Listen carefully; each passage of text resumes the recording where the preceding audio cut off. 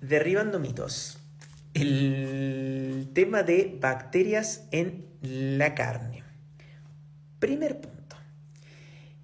La carne cruda que le ofrecemos a nuestros gatos o perros va con 72 horas de frisado. Segundo punto. Es carne para consumo humano. No viene con bacterias ni parásitos, pero hagamos de cuenta que viene. Con el frisado se mueren de 72 horas mínimas, que es lo que proponemos. Tercer punto. Hablando con nefrólogas, tengo la posibilidad, la bendición, la alegría de poder trabajar con nefrólogas y nefrólogos de todas partes del mundo. La preocupación que está habiendo es la resistencia bacteriana a infecciones urinarias. Desde la industria nos quieren contar que las bacterias que vienen en una carne frisada 72 horas en un carnívoro estricto son las culpables de esto. No. Hay que tener en cuenta y en claro dos conceptos. El primero es microbiota. La microbiota es una serie de bacterias, hay hongos, pero vamos a hablar más que nada de las bacterias que se ubican en el organismo. Vamos a hablar específicamente de las del intestino. Los mamíferos superiores llegamos a tener 60 trillones de bacterias en nuestro intestino.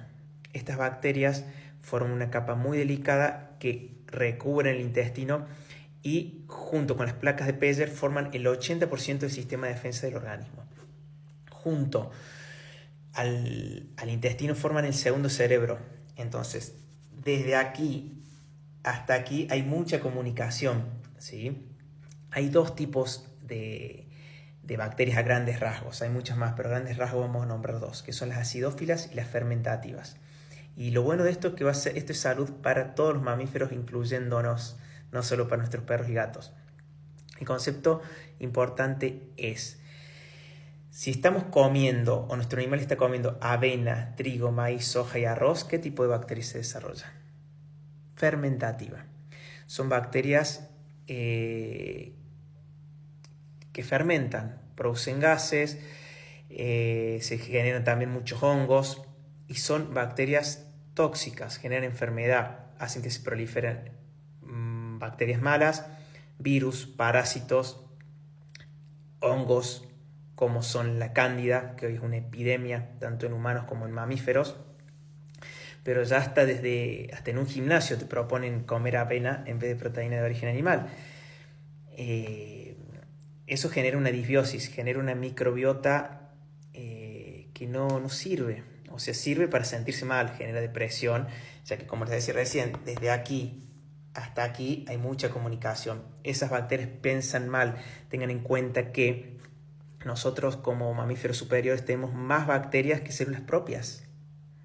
Interesante, ¿no? O sea que estas bacterias hacen a nuestra forma de pensar. Entonces, volviendo, si tenemos bacterias fermentativas, esto genera una disbiosis, genera mucho daño en el intestino, hace que ese intestino pierda el 90% del sistema de defensas, hace que ese intestino se vuelva permeable. Permeable significa que esas bacterias son las que empiezan a pasar hacia la sangre. Y por eso tenemos infecciones urinarias recurrentes muy difíciles de eliminar. No porque el animal está comiendo carne cruda con 72 horas de frisado. Las tenemos porque ese alimento balanceado o nuestro alimento con exceso de hidrato de carbono, avena, trigo, maíz, soja y arroz, son los que se transforman en azúcar y son el alimento para este tipo de bacterias. Entonces lo pensemos de esta manera. Si este es el tubo digestivo y ahí entrarán 10 células, por más que sean 60 trillones. Si voy a tener 9 fermentativas y una acidófila, voy a estar pensando mal, con depresión, mucha bacteria, mucho hongo, mucha cándida. Si tengo al revés, si en vez de tengo 9 acidófilas y una fermentativa, voy a estar pensando bien y no se van a poder desarrollar ni parásitos, ni virus, ni bacterias malignas, ni el cáncer. ¿Cómo se desarrollan las bacterias acidófilas?